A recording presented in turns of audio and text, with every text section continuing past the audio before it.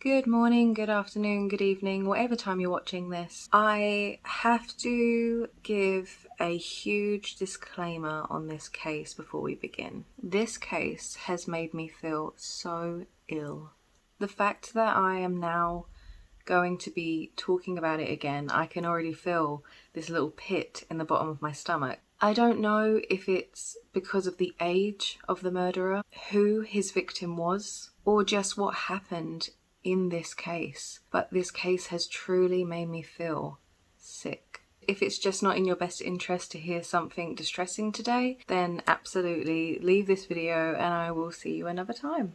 I also just have to apologize for the lighting because there is continuous problems in this video where my lighting just seems to do its own thing. So I do apologize if that is distracting at all. So today we're going to be talking about the case of Daniel Bartlam, the Coronation Street killer. Daniel was born on November the 11th, 1996. Daniel's parents were Jacqueline and Adrian. Jacqueline is also known as Jackie, so if I say Jackie, I mean Jacqueline. So Jackie has been noted to be a really kind, caring, loving individual. Everyone viewed her as an incredible mother and she wanted the best for her children.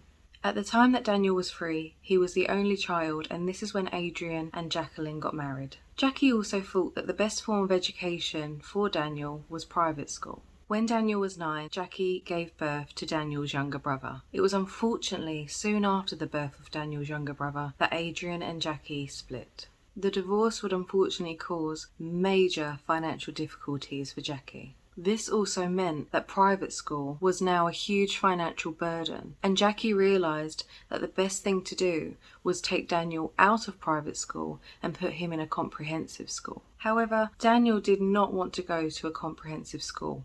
He actually said that comprehensive schools were beneath him.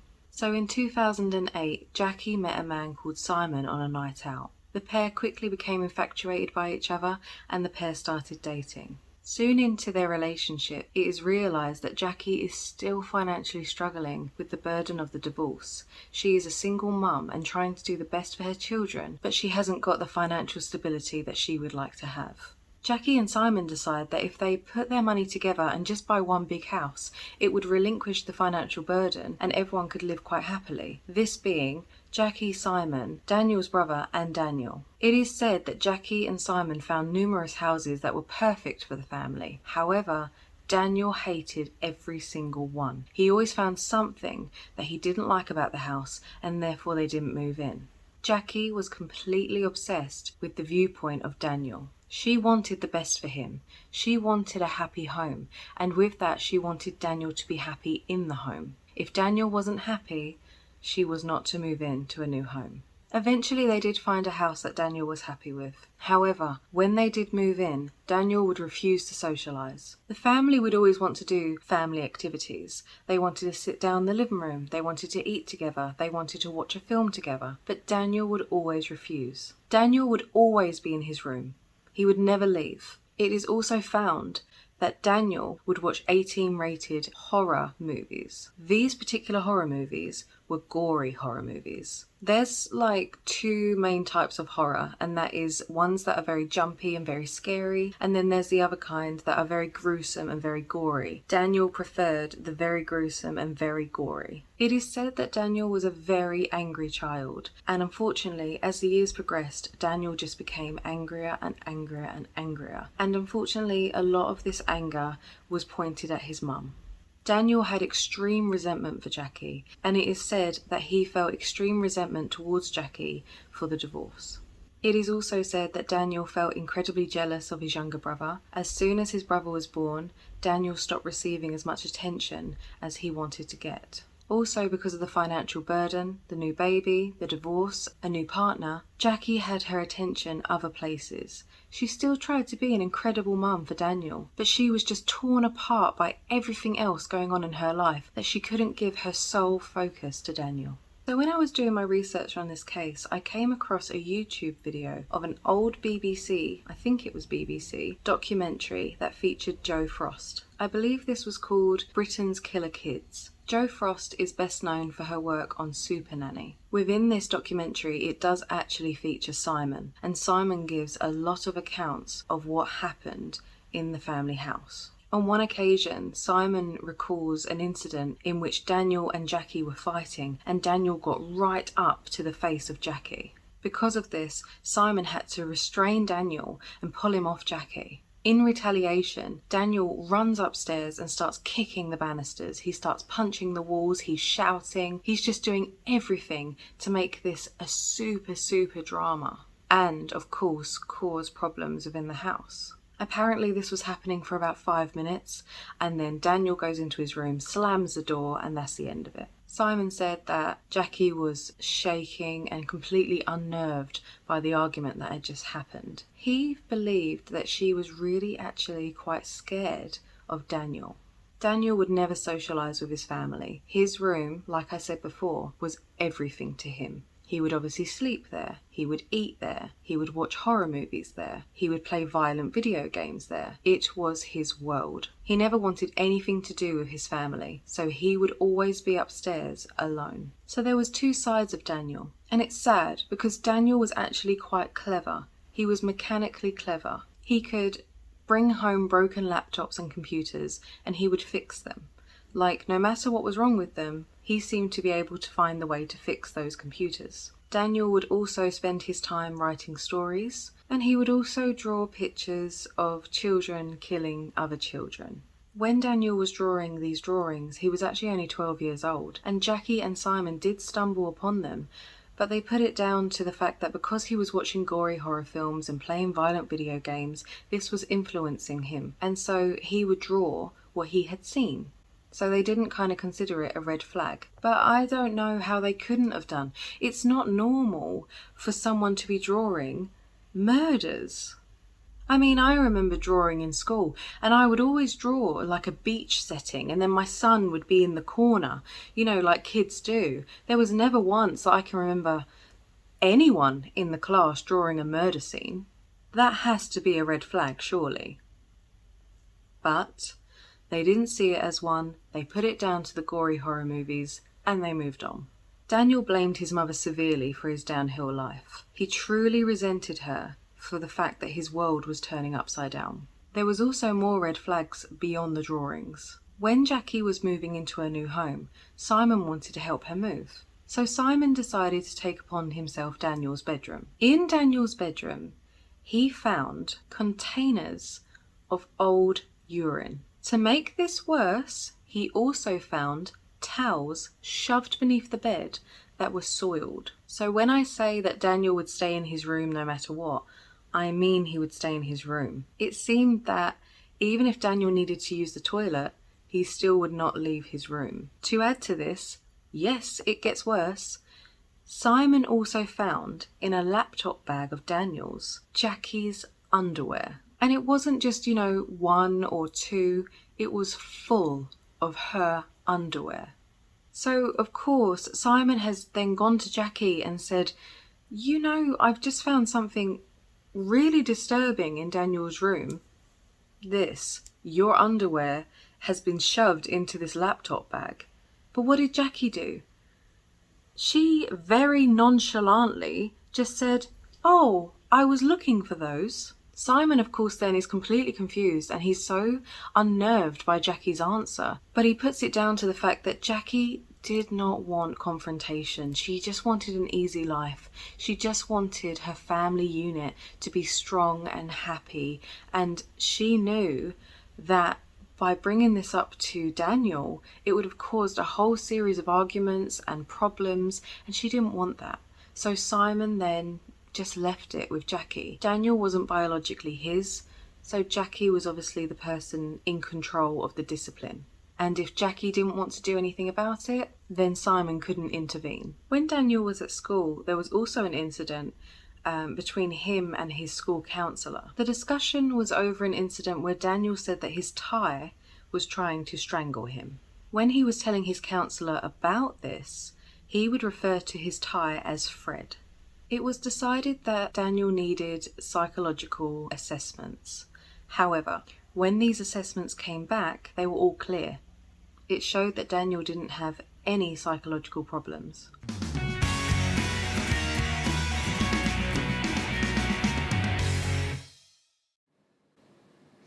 Hello YouTube, this is Daniel EB1702 here, and it's finally happened. I now have an iMac, and I can now make bigger and better videos. So we know that Daniel loved horror movies, but he didn't just find solace in horror movies. He also found it in 2 UK soap operas. These soap operas are EastEnders and Coronation Street. Hi, this is Daniel. And my name's Graham. And me and Graham have been showing you how to take a photo. Good, or possibly bad. Does that look like a good camera angle? Hey, if you watch this far, you watch the bloopers and outtakes. Ooh,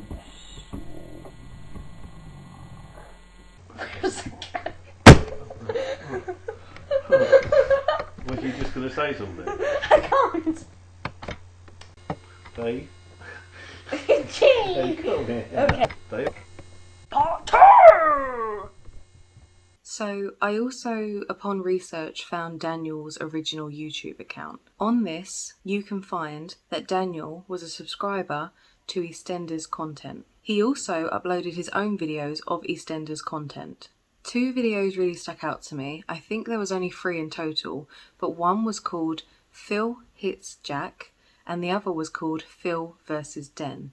So when I mention Phil, I'm talking about a character in the show called Phil Mitchell. So if you don't know Phil Mitchell and you don't know EastEnders, basically EastEnders is one of the biggest soap operas in the UK. EastEnders is a very rough soap opera depicting the lives of those who live in Walford, a fictitious town in East London. There is always something going wrong in the show. There's always dodgy dealings and criminal activity. At one point, the Mitchell family were the hardest family in Walford and everyone feared them. A constant character called Den, or Dirty Den, had been in the show since 1985. He was a very nasty character, much like Phil, and these two, Phil Mitchell and Dirty Den, were 2 of the most notorious characters in EastEnders history. So in EastEnders, there was always this fight of ownership of the Queen Vic, a pub in Walford. I know, this all sounds incredibly fascinating, but stick with me. At the time, Phil's mum Peggy owned the pub, and when Den comes back into the show, who had previously owned the pub, Phil and Den fight. It was a big, shocking fight, and viewers were enthralled by who was going to win. It was one of the most viewed episodes of EastEnders in all of history, and over 13 million viewers viewed this episode. One of the 13 million viewers was Daniel. Daniel must have enjoyed this particular fight so much because he actually uploaded this clip to his YouTube channel. But Daniel didn't just have an obsession with EastEnders. He also had an obsession with another huge UK soap opera called Coronation Street. When the police later found Daniel's computer, they found that he had search history relating to a murder that happened in Coronation Street. Much like EastEnders, Coronation Street usually features nasty storylines that include murder and crime. Daniel had a particular obsession with one of the characters called John Stape. John Stape was an evil character. He's notoriously known for killing other characters, having affairs, and kidnapping women. In one particular storyline, John Stape murders his colleague Charlotte with a hammer. I thought you wanted to help me. You want me to help you? Oh, I'll help you. You want to be a good man? Well, good men tell the truth.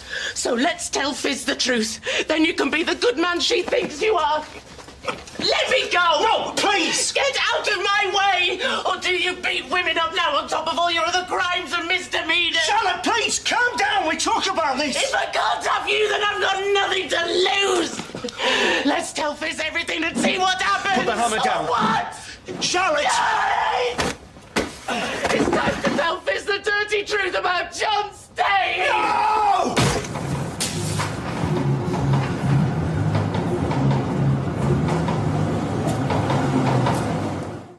Daniel felt so highly influenced by soap operas that the stories that I mentioned earlier were usually soap opera type stories featuring Daniel as the main character.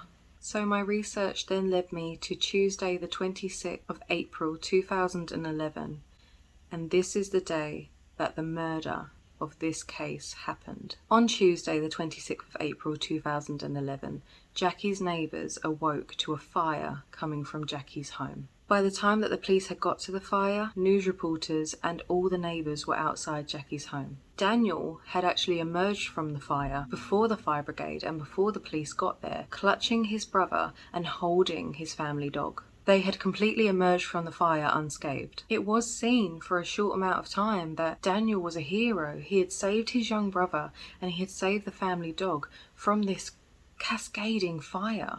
The fire was predominantly in Jackie's bedroom, and when the fire services got there, it was too late to save Jackie. When the fire had been put out, the fire service went back to the house to investigate. They wanted to investigate the cause of the fire, and they found that the fire had originally started around Jackie's bed. Upon closer inspection, they actually found that the fire had started around the body of Jackie. Jackie was found in her bedroom, and it was determined by post-mortem that Jackie didn't actually die from the fire. She had died prior to this incident. So Simon, at this point, it's Easter weekend and he has been working away from home. He finds via a news source that there has been a fire in the street that Jackie lives. Simon didn't have any concrete evidence that it was Jackie's house or something bad had happened, but he had this gut feeling that it was Jackie that was involved in this fire, and he felt that Daniel had some involvement in starting the fire. Because of this, Simon rushed back to Jackie's home. Can you take me back? I'd spoken to Jackie on the morning, so it was Easter Sunday. We had a text, you okay sort of thing. Yeah, I think she told me Daniel was going out with the grandparents or something, so nothing out of the ordinary. Next morning, there was a news report there'd been a fire in Nottingham, in Arnold, and that's all I got. That's all I knew. And then sort of maybe an hour later, it confirmed that there'd been a fire on this particular road where she lived. And I didn't know at that point, but I knew straight away it was her house. I don't know why.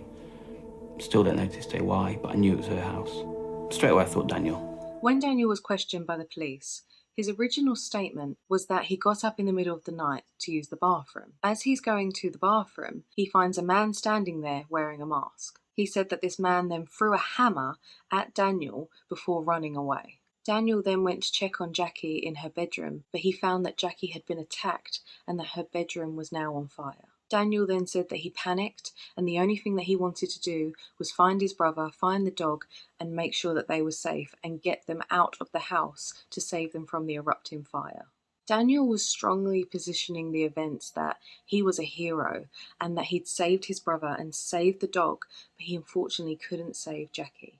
Daniel apparently stood by this story for weeks, but the police were suspicious and they didn't believe Daniel's story at all. Forensics had actually found 2 hammers at the scene, a clawfoot hammer and a club hammer. Police determined that they believed that Daniel had left the club hammer for investigators to find, believing that was the murder weapon. However, forensics had actually determined that the weapon of the murder was the clawfoot hammer. I think that Daniel, he watched a lot of soap operas, and notoriously in soap operas, people get away with crimes that they just wouldn't get away with in the real world. And I do believe that he would have left a weapon there, or a trail of breadcrumbs, if you will, just for the police to find and believe that that was actually how things happened. But I don't think Daniel realised that forensic evidence was going to ruin this for him. Amongst the search, Daniel's bedroom was explored, and the search proved a crucial, damning piece of evidence. Incredibly, Daniel's computer survived the fire. On his computer, a Word document was found, and it was like a soap opera style script where Daniel was the main character. Daniel's character in this had killed his mother with a hammer and then set light to her body.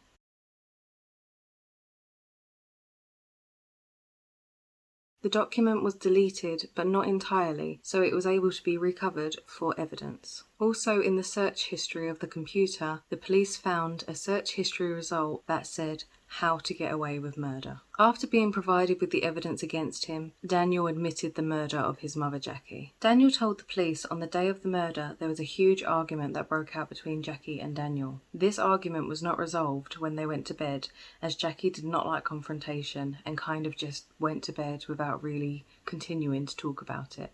After she had gone to bed, at 1 a.m, Daniel stormed into her bedroom, yelling about a pair of trainers that he couldn't find. The argument escalated fiercely, and this is when Daniel struck his mother with the hammer. He didn't just hit her once, he repeatedly hit her with the hammer. To mask this murder, he then decided to set fire to her bedroom and hopefully the house so that there would be no evidence of this murder. He then went to his brother's room and grabbed him so he could take him outside. He then found the family dog and also grabbed the dog so that he could take it outside and just truly play the hero of this horrific murder.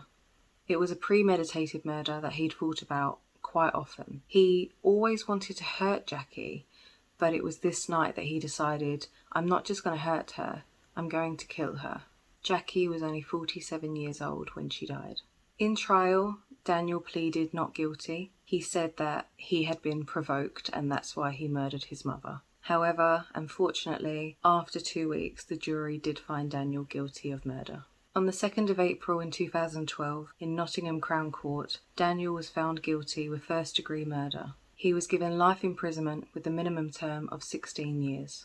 Due to the severity of this case, the name restrictions of Daniel was lifted by the judge. This is entirely uncommon because Daniel was only 14 when he committed the murder of his mother, but the judge saw this as completely premeditated, and the lack of remorse that Daniel showed over this murder made it that the judge was happy to lift the restriction on fully revealing Daniel's identity. Daniel will be eligible for release in 2028. Simon hopes that Daniel is never released as he believes he is a threat to society. Now it's all clicking into place. You know, all his previous behaviours, everything's clicking into place. To this day, a concrete reasoning as to why Daniel did what he did has never been found.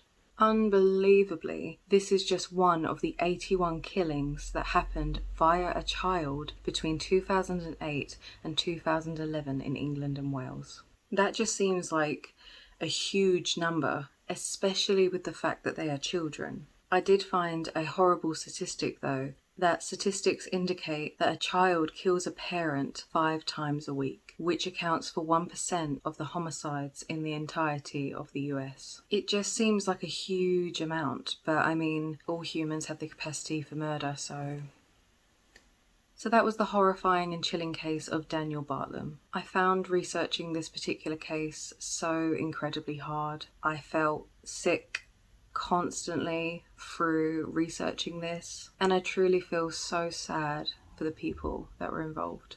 I feel for Simon, I feel for Daniel's brother, and I feel for any other immediate family that were affected by this tragedy. I feel a sincere sadness for Jackie, who just wanted to be the best mother that she could be. She was struggling with a divorce, a new baby, financial insecurity, and all the while she had Daniel to deal with as well. I really do think it's sad that she tried everything she could to make it the best that she could for her children, but unfortunately she still met a horrific demise. I did mention this earlier, but there is an incredible documentary that you can watch the entirety of on YouTube. It features Joe Frost from Super Nanny, and it goes into great detail on this case. It features the investigators of the fire, it features therapists, it features criminal investigators, it features the police. There's a lot of specialist people in this documentary, and it just goes levels that I never could. I don't have the education to go into detail like they did.